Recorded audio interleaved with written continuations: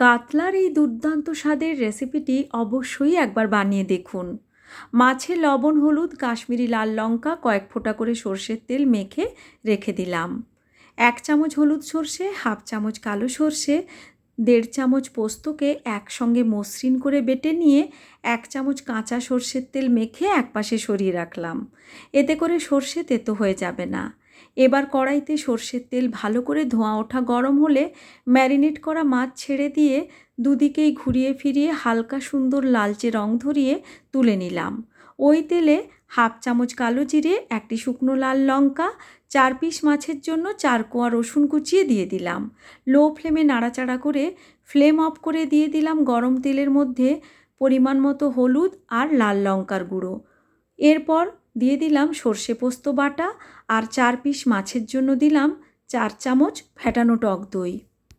পরিমাণ মতো লবণ ও অল্প চিনি দিয়ে ভালো করে মিশিয়ে নিলাম।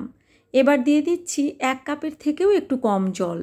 ভালো করে মিশিয়ে নিয়ে এবার ভেজে রাখা মাছগুলো দিয়ে 2টি চেরা কাঁচা লঙ্কা দেব। এবার ফ্লেম অন করে ঢাকা দিয়ে 5 থেকে 6 মিনিট রান্না করে নেব মিডিয়াম ফ্লেমে। গ্রেভি ঘন হয়ে এলে 2টি কাঁচা লঙ্কা আর ধনেপাতা দিয়ে ফ্লেম অফ করে স্ট্যান্ডিং টাইম দিয়ে নেব 5 মিনিটের জন্য। লোভনীয় স্বাদের কাতলা একদম রেডি।